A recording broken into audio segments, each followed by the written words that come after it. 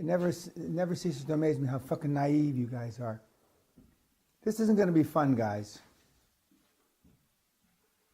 If it's fun, I missed the mark. I missed the mark. In no shape, manner, or form am I going to try to be putting forth information where any shades of you liking me come out. Again, if that happens, I didn't do my job. And when you say good morning to me, I still remember because I'm a combat-trained Army officer. Good morning, Captain. Good morning, Sergeant. Good morning. What the fuck's good about it, Peña? You're the sorriest fucking excuse for a soldier in this man's fucking army. You fucking cunt Mexican. So whenever I hear you say good morning, I get flashbacks to that. And when I go on to talk about what the word nice, the derivative of the word nice is, nice day, you may never use that fucking word again. So your whole background, your whole social and economic milieu is significantly different than mine. And all these guys up here, and it's sad that I have to have you fucking cunts sit so close to my wall of influencers.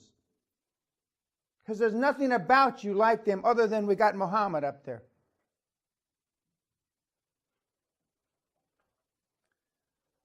Okay. For the YouTubers, and for you, those of you that watch me diligently, more or less, we have 15 or so minutes every morning for the YouTubers, and we have them 15 minutes after lunch, and we have 15 minutes at the close of the day. Plus, we have some other intermittent experiences. We're going to talk about the things that I gave you to read last night, and we're going to talk about the movies that you saw and the little skits after we go through a few of the initial slides. And I give an introduction first before I actually start the seminar, which has parts of what I just did when I was doing through my ranting and raving. I use the Imperial March, as I said last night, because I am the fucking Darth Vader of this industry. As far as I can tell, I'm one of the only few people that are actually a high-performance coach. I'm not a life coach. I'm not a success coach. I'm not a business coach. I'm none of those fucking things. None of them. And as I said sarcastically, and I don't want a bunch of YouTubers emailing me what a life coach does. I don't know what the fuck a life coach does. I have no idea. And I'm not interested in learning at my stage in my life. Okay. When I first gave my first seminar 22 years ago, a couple years thereafter, a couple of the guys on the Hall of Fame said that this is what I was. And this is the Guthrie Wealthicus Maximus. And that's how I used to treat the seminar attendees. In those days, I hit them. One of you stupid idiots said that he hoped that he got hit last night. And considering he weighs about 100 pounds, I think that's why shows you how stupid he is. For a 220-pound guy to hit a 100-pound guy, it would probably be criminal. But you don't go to jail for hitting people in this country. So just remember that this is Scotland. This is the land of Braveheart. Sir William Wallace. And Sir Willie Wallace, Squire Guthrie in 1306, left Arbroath to go to Calais to bring Willie Wallace back to fight the fucking English. So we have a deep heritage of hitting people, cutting people, and the Guthries rode through the countryside with a Bible in one hand and a fucking sword in the other to cut your fucking heat off. So don't ask me to hit you. I am the fifth horseman of the apocalypse. I am the devil. My challenge is, how soon in the seminar do I get somebody to cry? My challenge is, how soon do I get somebody to piss his pants? My challenge is, how soon I get somebody to shit themselves, which I've done. My challenge is, how soon one of you cunts passes out, which I've done. That's my challenge. then I know I'm hitting it on 12 cylinders. This is the Quantum Leap Advantage Seminar for High-Performance People. It's obviously presented by me. Yes, I do have a title with the Castle. But it's more the psychology of the high performer. The first 2 or 3 days, as an old retired woman said about 10 or 12 years ago, "Where's the beef, Mr. Peña? Where's the beef?" What she was asking was, how do I get the fucking money? In a very nice, ladylike way. We don't talk about how to get the fucking money because that's the easiest part until the end of the seminar. Because one of the great myths, other than I'm from the government and I'm here to help you, is there's a shortage of money. There has never been a shortage of money. There has never been a shortage of money. And I would strongly recommend that you take fucking notes, because if you ask me a stupid question, you're going to be in fucking trouble. See, you've already paid me the money so I can throw you out. And the mentor program is for free, so I can throw you out. So do now what you didn't do in school. Take notes. We are going to have the mental borders disappear. Most of you are not more successful. Well, we're going to get into the parents, but most of you are more successful because you live in a box. And there's an old cliche: get outside the box. We're going to transcend that a long time. But there are no borders. None of these guys. In a prime example of this, my buddy Donald Trump, who is leading the polls in American Republican politics. Why do you think a guy who sounds very much like me is leading the polls? Because the Americans are fed up. Why do you think the guy that just won, the head of the Labor Party here, won? The people are fed up. The people are so fed up with the bullshit. They're so fed up with the political correctness. They can't stand it anymore. So we've got a black doctor, and we've got Trump leading the Republican race. We're going to dispel those myths, and there's going to be no borders. And we're going to give you a divergent way of thinking, and we're going to talk more about the 3 alternative method of thinking. 3 alternatives. We get into it in depth. The whole weekly report is based upon 3 alternative, and you don't even know what I'm talking about, but you're going to know later on in the seminar. But the bottom line is almost everybody in this room has the answer to their problems. Not everybody, but almost everybody. And 95% of the time, if you think through it and you put down 3 alternatives, you'll come up with the right answer. And normally the first answer you come up with is the wrong answer. The second answer that you come up with is the wrong answer. And the third answer is probably the right answer. And the reason why the third answer is probably the right answer, because it's the one most outside your comfort zone. We're going to maximize your potential. Now, some of you in this room are well educated. Some of you in this room are not educated. Doesn't make any difference to me. And for the Hall of Fame that you're sitting in front of, you guys, and Ting, those guys go from 0, being thrown out of school at 14, to dual degree, Harvard educated, and everything in between. And the guy that has the thrown out of school at 14, and we also have O-level. People know what O-levels, the Brits, O-levels. Well, he has a 1 O-level in joinery. That means he's a carpenter, and then he got thrown out of school. And he did a $400 million deal. The Harvard guy created $1 billion. So most of you would settle for 400 million pounds today, pack your fucking bag and go home. You wouldn't take the risk of wasting 20 years making another 600 million. I know. People ask me, why do people drop out of the program? The last October seminar program, started with the same amount of people, 18. The end of the year, after the 1 year of mentoring by me, 9 people in it. Half dropped out. Some got thrown out by me. Some dropped out, but some dropped out because they realized that they had already accomplished their goals in less than a year. So why get beat up by Dan for 6 more months if I already accomplished my goals? Everybody in here that comes here, I want to be a billionaire. I want to be the first trillionaire. They make 5 million quid and they fucking run like fucking dogs in the night. You cunts don't know what 5 million pounds is. For most of your lives, 100,000 pounds will change your life. You talk this shit. You don't know. And I remember every fucking word you say. And I will remind you. And I don't take notes.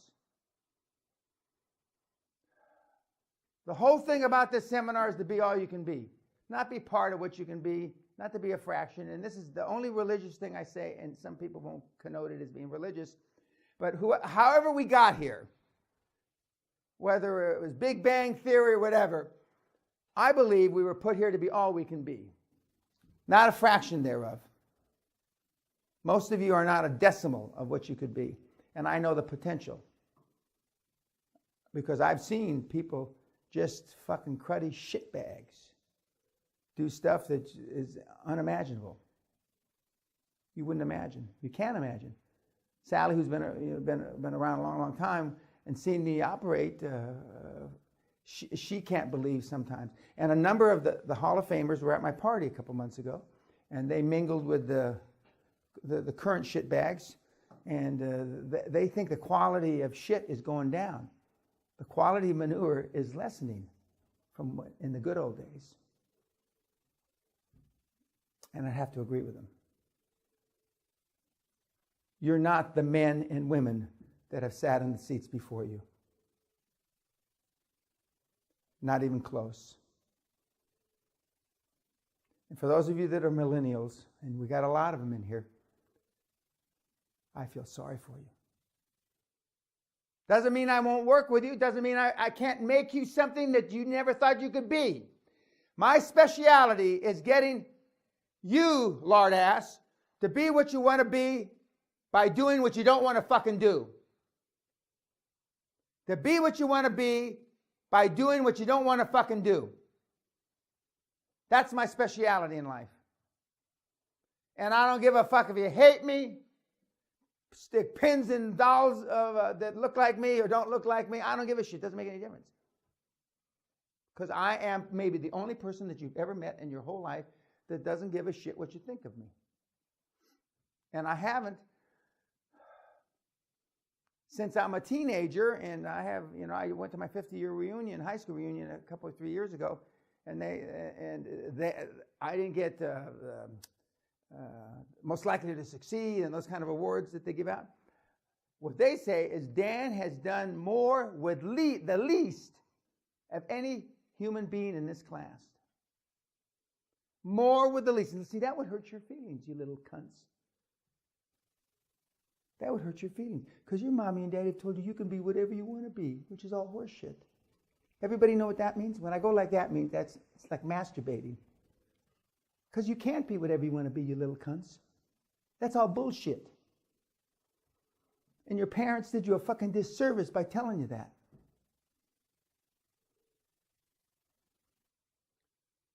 Oh, by the way, Joe Batten, my former partner who's up here, who's a mentor of Ross Perot, came up with Be All You Can Be when the United States Army went from conscription to volunteer. He wanted to suck kids into the vortex. So he said, be all you can be, join the U.S. Army.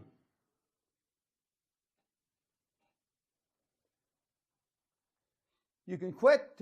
To quit, to give up, to surrender is to fail. And nobody in here is going to quit on me. You've already quit enough times in your life. And on that happy note, YouTubers, go fuck yourself. Good afternoon, YouTubers.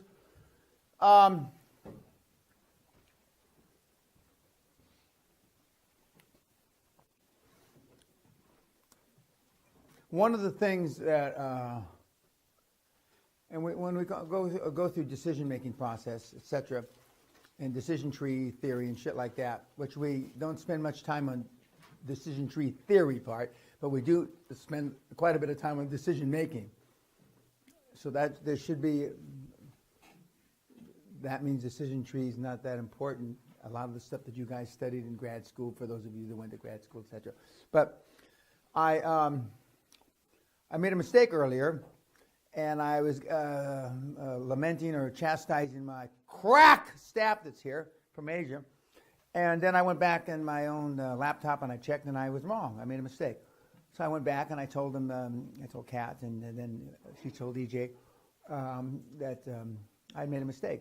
A lot of the guys on this wall don't do that when they make a mistake. If they made a mistake, they just gloss over it and move on to something else, and they don't admit they made a mistake. I'm one of the few guys that does. Not sure why I have that accountability, but I've had that accountability young. But I made a mistake. I was wrong. And so I told Kat that I was wrong, and I showed her, and she was I don't know if thankful is the right word, but because she's conscientious and she takes responsibility, unlike most kids, because she's certainly a kid. Any questions? And by the way, I don't eat lunch, and I don't eat breakfast. That's right, old timer. So what about your energy? How do you get your energy? Do I look like I have a lack of energy? No, but how do I? That's what I'm asking. Okay, and I don't eat breakfast. I just got in the habit of not eating breakfast. And I could eat 5 pounds of bacon all by myself. Nothing else, just bacon. And I want the grease cone. I love it. But I don't eat lunch because the blood runs in my stomach, and I don't want anything interfering with the blood running to my head. That's why I don't eat lunch. And if I have a lunch, which you'll see me eat this,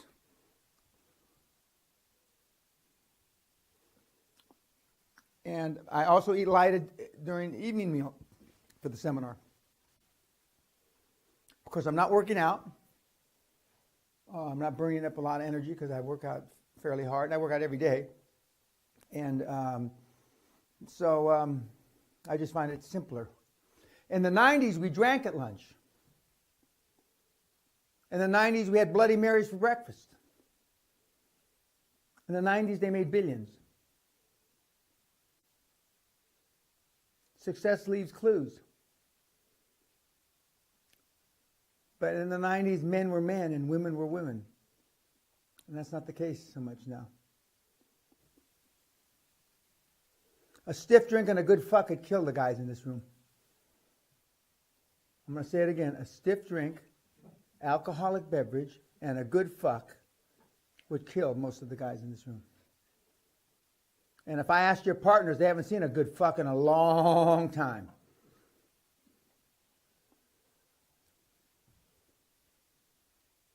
So so the interview that I went through when I said they were, were retarded, were this, were regressing,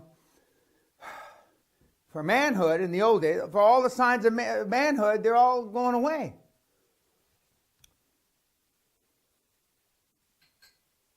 So what's that saying? If you go back to the Greeks 2,000 years ago, and the Roman Empire, they all fall to shite. They all fell to shite. The British Empire, used to rule 2/3 of the earth. Gunboat diplomacy. Some of your colleagues from Eton at the helm. These are telltale signs, guys and gals. When I say guys, you know what I mean. Gals. These are telltale signs, and these are not great signs. Some are small red flags, some are big red flags. Now, some will say, for the pundits on the YouTube fucks, that this is just their maturation of our culture, of Homo sapien. I disagree. We were pretty cultured in Greek times, etc. The first democracy in Greece, and all the stuff that all you guys know a lot more than I do about because you've read about it, and you've pounded and you've studied all this shit. And where has it gotten you today?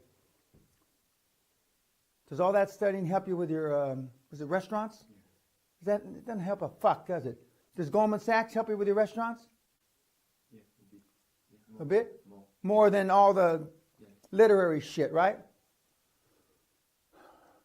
And when we get around to it, when I was going to school, they said liberal arts education, this is a long time ago, liberal arts education was the future.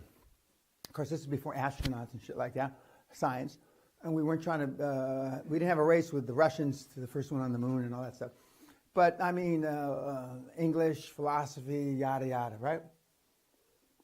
Well, we're going to talk about it tomorrow, the next day. most of the billionaires are engineers. Engineers, as they. We're also going to talk about, to poke fun at, is salt good for you? Is salt bad for you? And you go back to the 40s, it's good, it's bad, it causes hypertension, it reduces hypertension, it's this, it's that, and now they're not sure. Okay? Other than it retains water. Everybody's pretty sure about that. And if you've lived long enough, like I have, you see, as my father, God rest his soul, he says, if you live long enough, you'll see everything reverse itself. Now, and this is my favorite story, one of my favorite stories about my dad. And when I was about 12 or 13 years old, which would have been about 1957-ish, 8, something like that, he said when they first started to advertise feminine hygiene products, okay? Everybody understand feminine hygiene products, right? Okay. He said, the day's going to come, and I hope I'm dead by that time, that they're going to have feminine hygiene products on the television. Okay? In 1960-something or other, Kotex, the old kind of the old Kotex, the feminine hygiene napkins, I think they're called, was advertised on TV. And I forget where I was, New York or someplace. I get on the phone, Dad, let me talk to Dad right away. And he was already going deaf. Dad, you were right. And I says, well, what are you screaming about, And he says, they're advertising Kotex on television. He says, no fucking way! Are you shitting me? I was hoping I'd be fucking dead by now. I said, yeah. And he says, I'm sorry I've lived long enough to see it. Or to hear about it, because he didn't see it. And I said, yeah. And then, of course, now, they're very graphic commercials or whatever they're called. And that's only the beginning.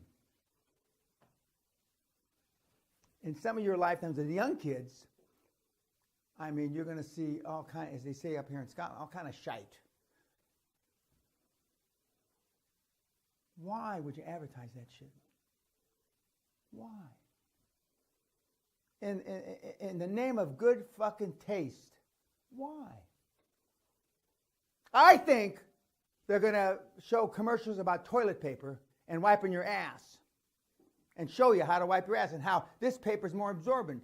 They already have it about the things that you wipe up in the kitchen with paper towels. This one's 9 times more absorbent. I'm just waiting for it to say this wipes up 9 times more shit. I'm just waiting for it. Why? We only spend 25, 30 minutes on marketing in this seminar. That should leave a clue. Bless you. And all these things I've seen, and I've seen the transformation of not mankind, that's a little Trumpish. Whenever I make an exaggeration now, I say it's a Trumpism.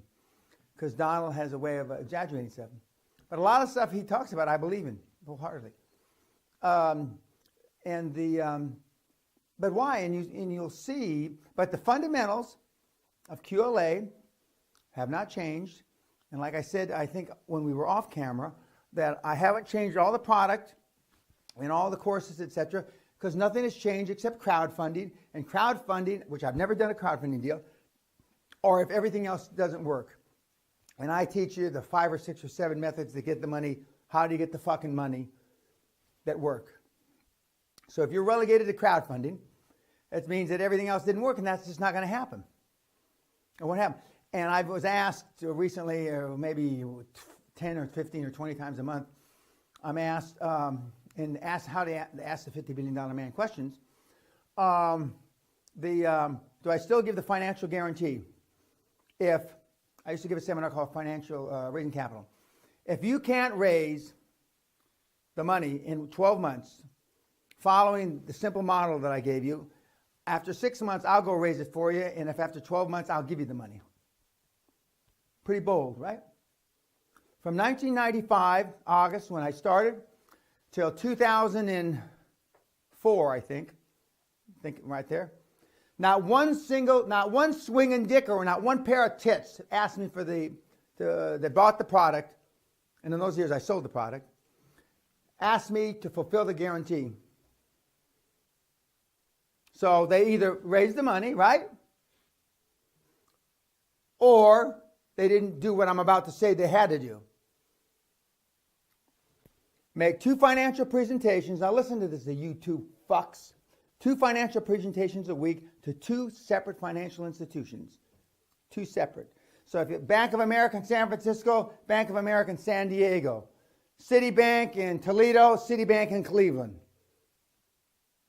That's 50 times 2, 50 weeks. You can take 2 weeks off because you're cunts, okay, for your holidays. 50 presentations, 50 weeks times 2 is 100 presentations. And if you can't raise the money, well, everybody raised the money. Or they didn't do the 2 presentations. I had that out 9 years, I believe. Almost 10 years, that guarantee. So somebody now has read it someplace, has listened to my 1995 or 1997 or whatever, Raising Capital tape, and decided that, they want to know if I fulfill that. And in those days, and this was almost 20 years ago, selling one product for $995 was a lot of money.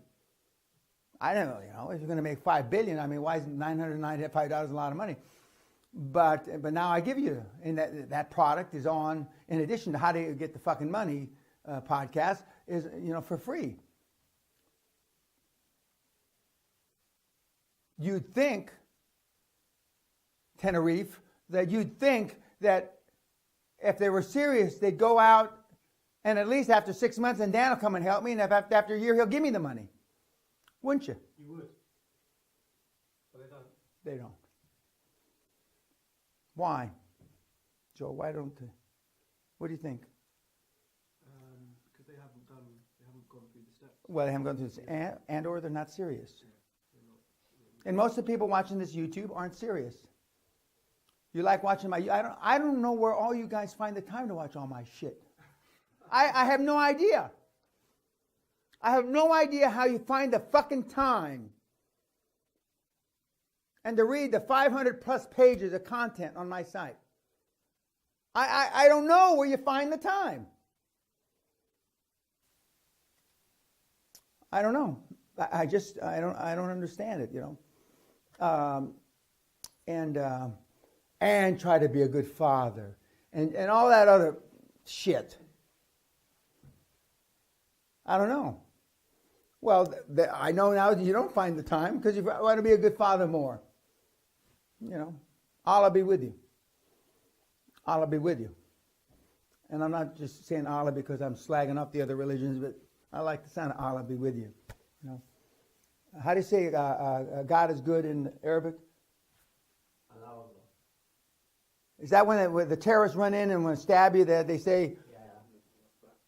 Yeah. What do they say? Allah. Yeah, that's it, okay. Yeah. I leave that part out. Allah be with you.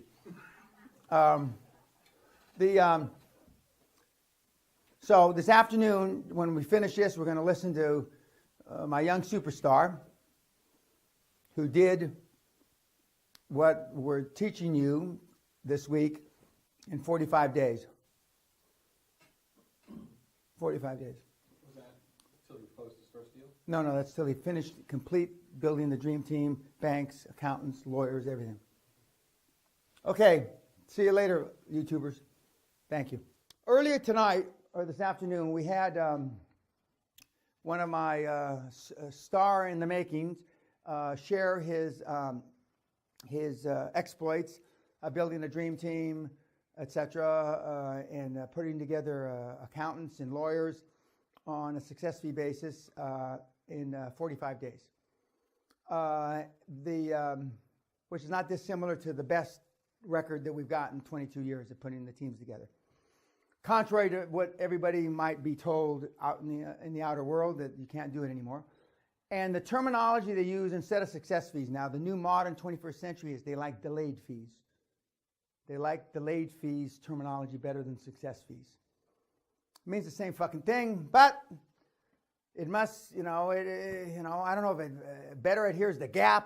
I'm not going to talk about GAAP, general accepted accounting procedures, but I don't know what it adheres to. I really don't. But I know they like it better. like it better, meaning the big accounting firms, the big law firms. And, you know, and all you're really doing is you're asking them to do business with this dream team when this great idea, with my energy, being the young person, is that you're going to wait. We're not asking you for a discount. We're not asking you for anything. You're going to wait until the first transaction closes, and we're going to roll your fees into the first transaction. That's all you're asking. Now, in some cases, I have been known to pay a premium for that. In other words, we'll pay you 110% of your hourly rate, 120, 130. I've paid as much as 200% of your hourly rate.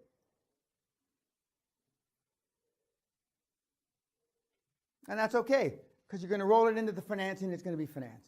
That doesn't mean, for a $300,000 job, you're going to pay them $3 million. That's not what I mean. Because I'll get some fucking moron on YouTube come back and, no. It means that you're going to pay them a reasonable premium. The definition of reasonable premium is up to you. But I mean, I've got kids today that are paying 30, 40, 50% premium. And that's when you incorporate your business. That's when you form the LLC and all the things that Ari said earlier. You don't need that beforehand. And in my judgment, you put all that as hurdles in front of you to procrastinate. You don't need that. And if it's being done, and I'm not going to name them on YouTube, those are all world-class firms he was talking about. These aren't schlup and schlup from Phoenix, Arizona, or schlup and schlup from Bradford, England. And I once said, and the slide's coming up, and this isn't doofus and doofus, and there is a law firm in America called Doofus and Associates. And I got indignant about 10 years ago. I got an indignant email, Doofus and Associates, and they're still around. Who'd have thunk? I mean, I wasn't trying to make fun of them. I now make fun of them, though, because I really know that they're around. And when you look at the partners, Henry Doofus and something Doofus, and reality is stranger than fiction. Reality is stranger than fiction. Now, and you've got homework tonight. You're going to do Seneca. You're going to do what's your defining moment, and would you live your life over again or repeat type of thing, something words to that effect, right? Is there any other homework? Pardon? The article about the fear of failure. Okay, the article about the fear of failure. Oh yeah, that's right. Excuse me. A word starts with a K. It's too long for me to pronounce. Okay. And tonight you're going to see stuff on fear, and we will discuss it first thing in the morning, or maybe not first thing because we'll do the YouTube first. I have my first appointment today is at 5 with who? Okay, Victor. And then my next appointment after that is 6 with, and my next appointment after that is 7 with, maybe I only have 2 today. Okay. Any questions about anything we've covered, especially ARIA? Yes. With the accounting fee being such a superior model, why is it that, no one else talks about the contingency fee? It's not, no, okay. That's why they don't, because contingency fees are against GAAP, against, you can't have a fee contingent on anything. And you have to remember, these rolled fees, these delayed fees, are not for audit. They're not for financial advisory. They're only for due diligence. Important differentiation. They can, according to accounting standards, do due diligence. But not, and another thing, the way they've split the accounting functions up now, normally the firm that does your audit can't do your due diligence or investment advisory or investment banking. And let me answer it now. All these big firms are one-stop centers. where they have lawyers, they have accountants, they have this and that. And what they want to do, especially if they think well of your dream team board and they like your idea, they're going to say, we can do it all for you. You don't have to go interview all these fucks. No. I don't like having just one big firm handle both my legal and my accounting functions. And I call that a conflict of interest. They got all kind of reasons why it's not a conflict of interest, which in my judgment is all bullshit. And they talk about the Chinese wall. Well, I don't believe in the Chinese wall. I don't think it exists. And if it exists, it only exists at the very, very top and most distinguished firms. But I mean, you know, I'm on one side of the Chinese wall. Greg's on the other side. We go out and play handball. We go out and play golf. And I say, well, what's the deal with Citibank now? And oh, yeah. And he doesn't even ask, are you on that side of the deal? I mean, no. How do you finance the, for example, audit? Do you do that through revenue after the acquisition? No, it's part of the financing fee. In other words, you got a 10 million pound acquisition or $10 million, and you got $1 million in fees. So now the deal's an 11 million deal. Yeah. How's Arya's emotional bank account since the deal was closed? I almost said, well, you just heard him, but that's a taped. So it's pretty good. It's pretty good. He didn't get any, you know, clientele from me. I mean, so, and I'm the only one he talks to. So, yes. Would you be able to assemble a dream team without any specific industry yet? Absolutely. No, well, don't say without any specific industry. Healthcare. Yes, the answer is yes. You know, but I mean, no, I don't know if it's going to be, you know, scratching your ass. I don't know if it's going to be healthcare. It's going to be aerodynamics. No, not like that. Not like that. Okay. Yeah. Is this an Eaton kind of question? Probably. Yeah. Okay. Well, let's hope not. Okay, go ahead. I was following up on Andreas' question. So if the acquisition audit is part of, it has to be carried out before you complete the deal. Mm-hmm. And if audit fees can't be delayed, then... No. It's not a...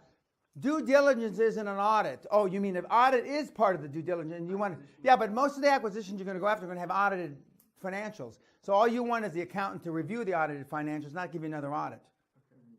Okay, good question, Craig. Ray, excuse me. Yeah, we spoke about putting a board and a green team.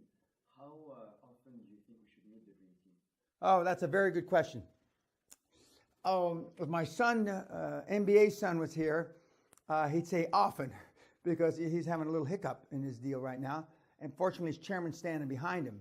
But once a month, because and I've had guys, stars, lose. One guy lost 2 CFOs because I believe he was embarrassed to go back to the CFO and said that he hasn't moved the project forward any.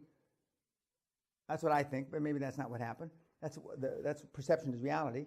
And then we lost another one because these guys that are terrific quantities on the market get other opportunities. And so then we lost the second one. And of course, to say that he didn't feel good after the first CFO left would be an understatement of biblical proportions compared to how he felt after the second CFO left. Yes, sir. Does the main part of your dream team have to be in the same country? No, it doesn't. I've got a couple of, where do you live? Israel. Here you live. Unfortunately, I have a couple other Israelis that live in Israel. I say that because Israelis are hard work too. I already said that. I mentioned that earlier. And they're always looking for a shortcut, which sounds like you are. They're looking for a shortcut from, you know, the shortest distance in QLA is from A to B, from step 1 to step 2. I'm getting ahead of myself, but chairman, anchor chairman, for those of you in property, our property magnate back here, Tenerife, Mr. Tenerife, you have a 70-story building, you rent 40 floors to BP. Anchor, wow, fucking genius, yes. Anchor tenant, then it's easy to rent the rest, or lease the rest. Anchor chairman, and don't call him anchor chairman, though. Some of you fucking idiots go around, oh, I want you to be my anchor chairman. Fuck. He's your anchor chairman. And then it's easier now. Aria did it the opposite because he didn't talk about the woman that he asked to be chairman first, who ripped his head off and shit down his neck. The stories change. I mean, that's life. Anchor chairman, then couple industry experts, then a financial guy that can be your CFO or gal that can be your CFO. Normally a retired, some sort of Big 4 or Big 10 accounting partner. Then a transaction lawyer. That's your dream team. That's your dream team. Then, and because you've already got the chairman, it's easier to get the other guys. Then you go to accountants. Why do you go to accountants first? Because they're easier than the lawyers. Lawyers can be assholes. Okay? You go to the accountants, and then when you get PricewaterhouseCoopers, you get E&Y, you get, BDO. Oh, the lawyers give you more respect. Oh, the fuck, they got Ernst and Young or whoever. Okay. Then you go to lawyers. Then you go to law firms, and then you ask for recommendations, referrals from the board members. We're going to get into this, and we're going to have role play, etc. And the accountants. Then you got the lawyers done. At the same time, you're looking at, if you have, for acquisition candidates, you're asking the board members. Well, what about what companies? Who's in play? That's I don't know if they still use that terminology. Who's in play? I mean, who's available? I used to go to the banks and ask for their bad credits. Who do you want to sell? Now, this is not new. I mean, Andrew Carnegie did this. I mean, but some people don't like to go to the banks. Who's a bad credit? What you're really saying is, okay, Mr. Etonian, who did you lend money to that you fucked up on? That's what you're really saying. And so... And you know that that's what you're saying, and the other guy knows that that's what you're saying, and so, who are you to ask me who I made a shit loan to? I look at it just the opposite. I'm doing you a fucking favor, Victor. I'm going to take this piece of dog shit off your hands. See, the glass is either half fucking full or half empty. The accent you have, where are you from? Oh, shit. I knew it. Je parle français un petit peu. I went to school in France.